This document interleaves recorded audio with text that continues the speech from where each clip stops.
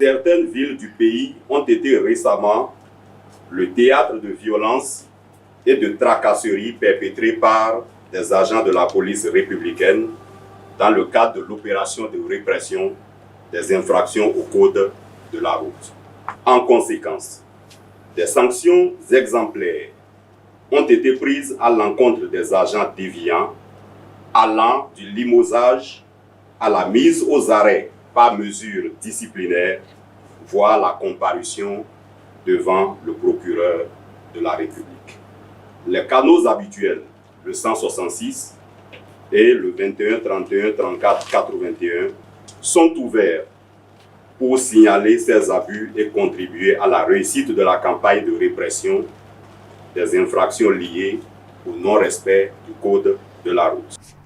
Ce qui s'est passé à Nati Tengu ne restera jamais impuni. Nous ne sommes même pas intervenus.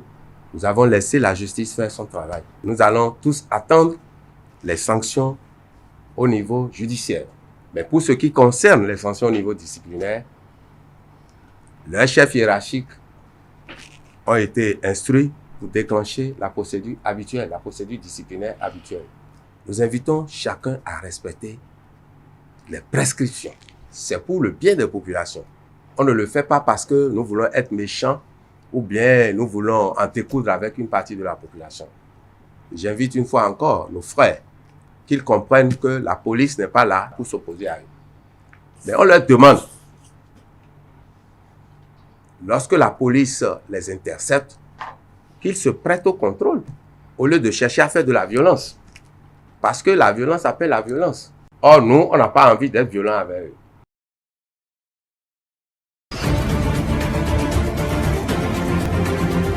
L'audience que le président de la RAC nous a accordée cet après-midi s'inscrit dans le cadre d'un plaidoyer que l'Union a initié concernant l'un de nos projets que nous mettons en œuvre maintenant depuis 2 ans. Il s'agit du projet Initiative Médias sans violence basé sur le genre. Et ce projet-là vise à faire des médias des acteurs engagés dans la lutte contre les violences basées sur le genre. Donc, il s'est agi d'informer le président de la Haute Autorité de l'Audiovisuel de la Communication sur la mise en œuvre de ce projet, un projet qui a l'appui technique et financier de l'ambassade des Pays-Bas près le Bénin et qui a toute une série d'activités au programme, à savoir la formation des acteurs des médias, la formation des patrons de presse, la formation sur les techniques d'investigation. Plusieurs activités ont déjà été mises en œuvre dans le cadre de ce projet et il était important pour nous de nous rapprocher de la Haute Autorité de l'Audiovisuel de la Communication et d'informer l'institution des différentes activités qui ont été déjà mises en œuvre et qui restent à venir dans le cadre de ce projet. Pour nous, aujourd'hui, c'est objectif atteint parce que nous avons pu rencontrer l'autorité, échanger avec elle sur les différents aspects du projet. Ensuite, nous avons le soutien total de l'institution de régulation des médias pour nous aider éventuellement et nous accompagner dans le cadre de la mise en œuvre de ce projet.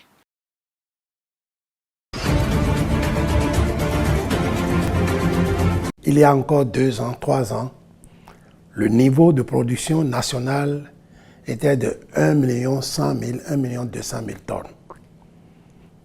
Cette campagne, nous sommes montés à 1 800 000 tonnes. Malgré les soubresauts que nous avons connus au cours de la campagne. Les besoins nationaux en consommation humaine et animale s'établissent autour de 1 million de tonnes. Donc, il y a un cap, il y a un surplus qui peut faire l'objet de beaucoup de transactions. Mais aujourd'hui, si ça coûte cher, il y a des raisons internes qui l'expliquent. La première raison, c'est qu'à la faveur des décisions prises d'interdire les importations de produits carnés à base de volaille, les éleveurs ou les élevages ont commencé par faire beaucoup de réserves stratégiques pour pouvoir alimenter les batteries de poulet. Les commerçants ayant senti cette situation favorable font de la spéculation. Ils captent beaucoup et ils stockent en attendant que les prix grimpent davantage. Les autres raisons exogènes, c'est que cette spéculation est montée aujourd'hui dans tout le Sahel et la consommation de maïs au niveau du Sahel est importante. Il faut prélever au niveau des pays côtiers. Et le corridor le plus sécurisé est celui du Bénin. Le Nigeria, avec sa production massive aussi de volailles, ne peut se passer du maïs béninois. Quand vous regardez toutes ces pressions de part et d'autre, il se pose aujourd'hui un problème sur l'offre et la demande. Que faire pour sortir de la situation? D'abord, il y a 2 ans, quand nous avons senti que les prix sont très élevés, pourraient ne plus être à la portée des consommateurs, on a décidé de protéger la production domestique. Mais nous n'avons pas été compris par tout le monde. On a dénaturé même cette approche-là, comme quoi nous ne faisons pas gagner nos producteurs. Regardez-moi bien, moi, ministre de l'Agriculture, je force les gens pour produire et je ne voudrais pas qu'ils gagnent de l'argent, ça pose un problème. Et pourtant, cette mesure est applicable selon les règles du commerce international et du commerce régional. Si nous devons avoir un problème de sécurité alimentaire qui devait menacer la sécurité du pays, on peut prendre ces mesures de gérer et de réguler le marché intérieur. La deuxième chose à faire, c'est de produire mieux, produire davantage. Et pour ça, nous avons essayé au cours de cette campagne de travailler à rendre disponibles des semences à rendement plus élevé, des semences hybrides. Là où les gens ont 1 tonne et demie à l'hectare, si vous mettez l'hybride, vous mettez les engrais qu'il faut, vous aurez au moins 4 tonnes, 5 tonnes.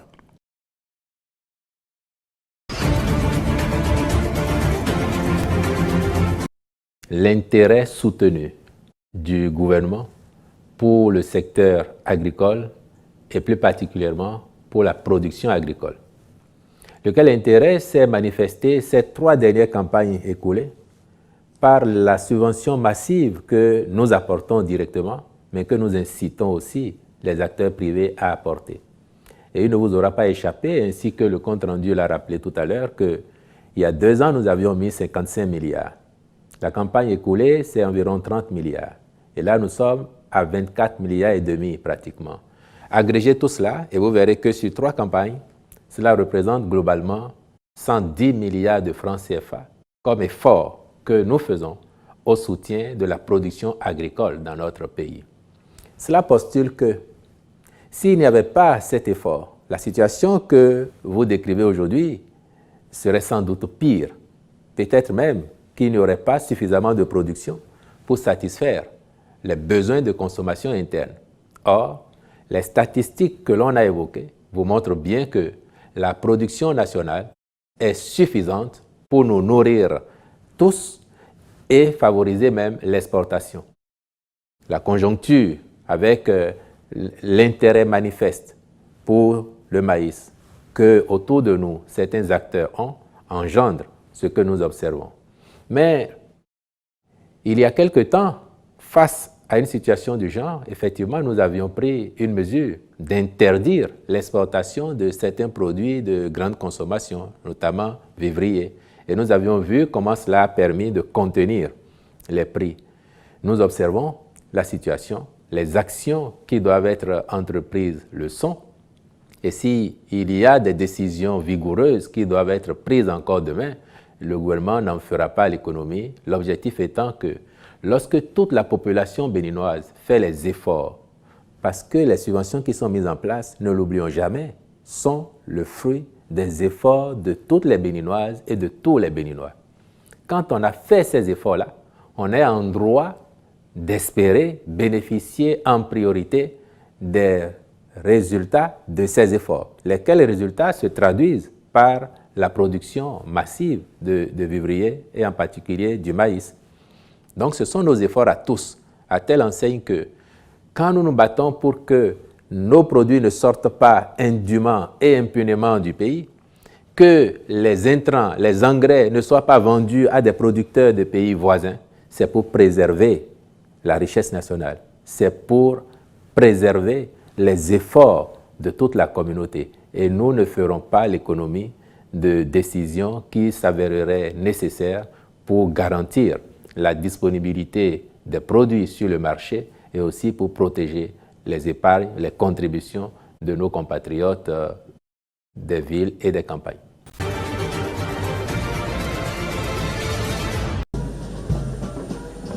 Le Niger et le Mali ont conclu un accord historique à Bamako le mardi 16 avril. Ce dernier stipule que la société nigérienne de pétrole va fournir 150 millions de litres de carburant au Mali. Pour chaque litre vendu à 328 francs CFA, cette transaction génère une valeur totale dépassant les 42 milliards de francs CFA. L'accord conclu mardi place Bamako comme le principal client de Niamey en termes de volume de carburant importé. Une collaboration stratégique qui devrait permettre au Mali de répondre à ses besoins énergétiques croissants et de surmonter la pénurie électrique qui sévit depuis des mois. S'agissant du Niger, le pays renforce ainsi sa position en tant qu'acteur énergétique régional. Niamey vise par ailleurs à augmenter sa production de pétrole à 110 000 barils par jour, dont 90 000 sont destinés à l'exportation.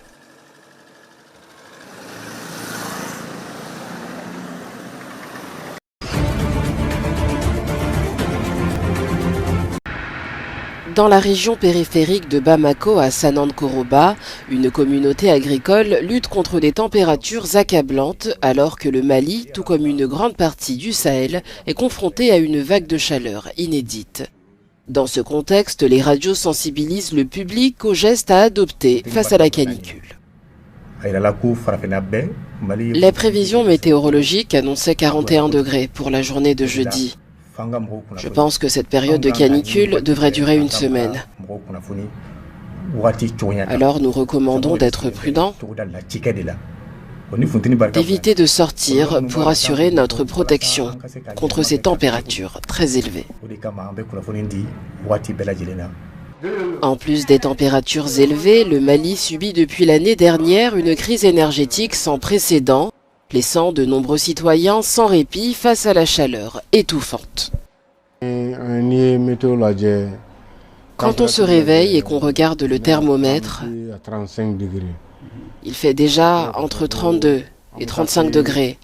Et à 14 heures, il en fera 40. Cette chaleur est insupportable. Il fait tellement chaud en ce moment. Et nous n'avons pas d'électricité.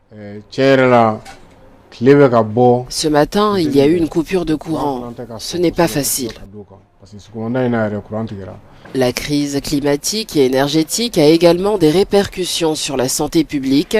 Au centre de santé de Sanand-Koroba, le docteur Tunkara a constaté une augmentation des consultations liées à la chaleur. Et évidemment, on a bien vraiment constaté ces canicules que cette haute de température, vraiment, c'est quelque chose qui est vraiment réel. Au niveau de nos consultations aussi, on a constaté pas mal de cas de conséquences sur les malades. Cette crise a conduit à la fermeture de nombreuses entreprises, notamment celles vendant de la glace, une ressource précieuse pour se rafraîchir pendant les périodes de canicule.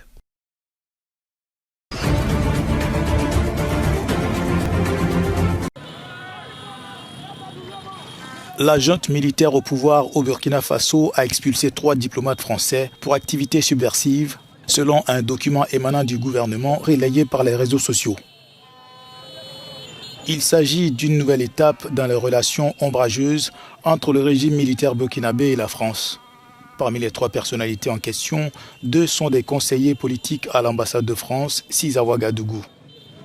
Mardi, le ministère des Affaires étrangères burkinabé a déclaré les 3 diplomates persona non grata. Les relations entre la France et le Burkina Faso se sont considérablement dégradées depuis l'arrivée au pouvoir en septembre 2022 par coup d'État du capitaine Ibrahim Traoré. Après avoir dénoncé les accords militaires avec la France, la junte a ensuite obtenu le retrait des forces françaises. L'ambassadeur de France à Ouagadougou, rappelé après le coup d'État, n'a pas été remplacé depuis.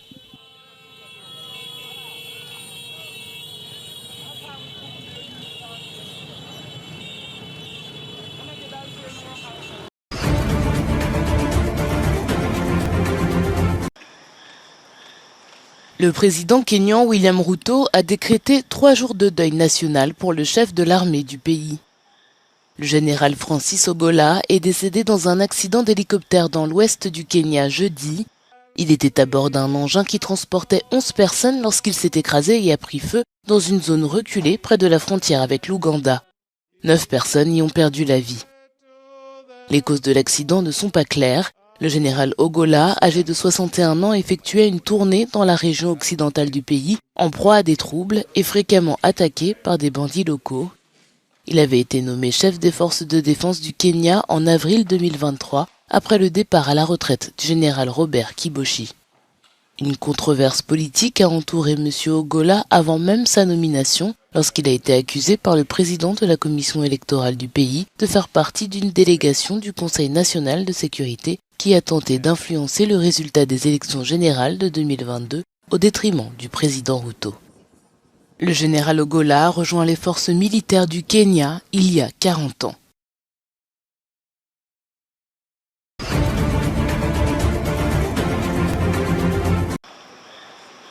Le chef de l'armée kenyane, le général Francis Omondi Ogolla, a été tué jeudi dans le crash d'un hélicoptère. 9 autres responsables militaires ont aussi perdu la vie dans cet accident. L'hélicoptère s'est écrasé à environ 400 km au nord-ouest de la capitale Nairobi.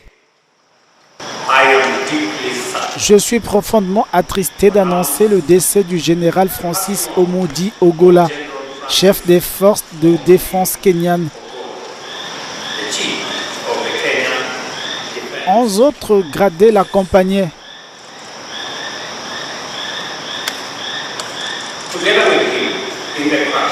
Neuf d'entre eux sont aussi décédés aujourd'hui. 2 ont survécu.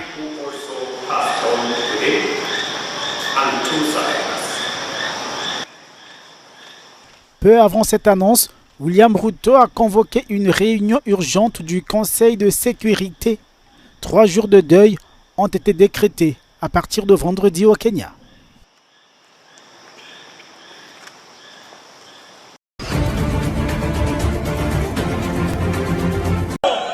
Le président du Zimbabwe a accordé la grâce présidentielle à des milliers de prisonniers. Cette amnistie présidentielle est la 2e en moins d'1 an et elle est accordée aux femmes, personnes âgées, jeunes détenus, malades en phase terminale et à certains prisonniers condamnés à mort sous certaines conditions. La chose la plus importante que j'ai apprise est la patience. Il faut savoir attendre car les choses arrivent au bon moment. Ici, nous avons appris à fabriquer des sacs et à coudre. Dieu seul sait pourquoi il m'a mis en prison. Et il sait aussi que j'ai été libérée plus tôt. Je suis donc reconnaissante et heureuse. La prison n'était pas un bon endroit pour moi. J'ai laissé mes enfants et quand je commettais des crimes, je n'avais pas les idées claires et maintenant je suis revenue à la raison. Je tiens à remercier le président de nous avoir libérés et d'avoir fait preuve de clémence. Je conseille à ceux qui sont dehors d'arrêter de vendre de la drogue. En mai 2023, le chef d'État a libéré plus de 4000 prisonniers dans le cadre d'un autre décret de clémence visant à désengorger les prisons surpeuplées de ce pays.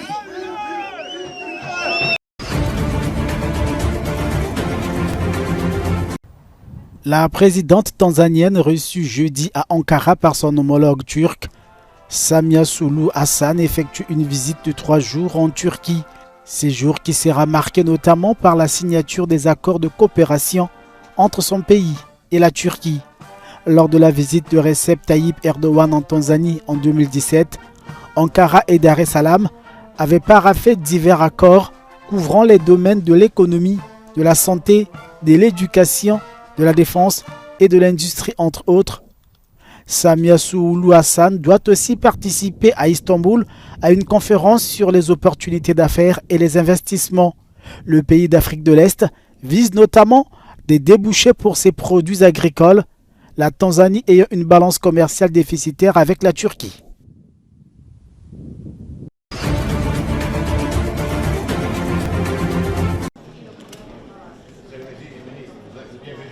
Le chef de la diplomatie mauritanienne, Mohamed Salem Ould Merzoug, reçu sur l'île italienne de Capri, où se tient la réunion des ministres des Affaires étrangères du G7.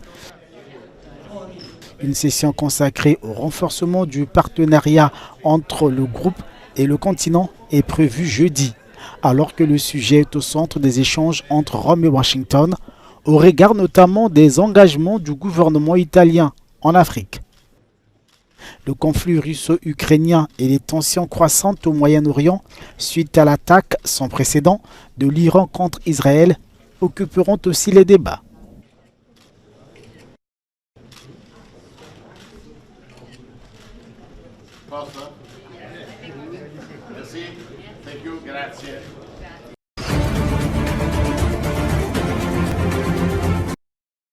L'Iran a tiré des batteries de défense aérienne en province tôt vendredi matin. Des explosions ont été entendues près d'une importante base aérienne près d'Isfahan, faisant craindre une possible attaque israélienne qui interviendrait à la suite de l'assaut des drones et des missiles de Téhéran sur le pays. Nul ne sait pour l'instant si l'Iran a été attaqué, car aucun responsable iranien n'a directement reconnu cette possibilité. Les tensions entre les deux pays sont restées vives après l'assaut de samedi contre Israël dans le cadre de sa guerre contre le Hamas dans la bande de Gaza et de ses propres frappes visant l'Iran en Syrie. Un représentant du gouvernement iranien puis la télévision publique iranienne ont laissé entendre que des sites pourraient avoir été visés par des drones. La chaîne publique iranienne a déclaré que les tirs de défense avaient été effectués dans plusieurs provinces. Elle n'a pas précisé ce qui a provoqué les tirs de batterie, mais les habitants de la région ont déclaré avoir entendu les bruits. La télévision d'État iranienne a commencé à diffuser un message d'alerte défilant à l'écran, faisant état d'un bruit fort près d'Isfahan, sans donner immédiatement plus de détails.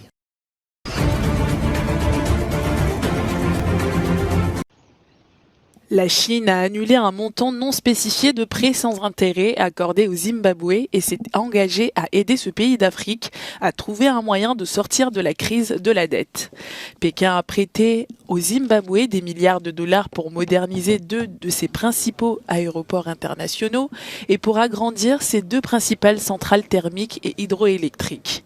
En septembre 2023, la dette du Zimbabwe garantie par l'État s'est élevée à 17,7 milliards de dollars, dont 12,7 milliards de dollars de dette extérieure et 5 milliards de dollars de dette intérieure.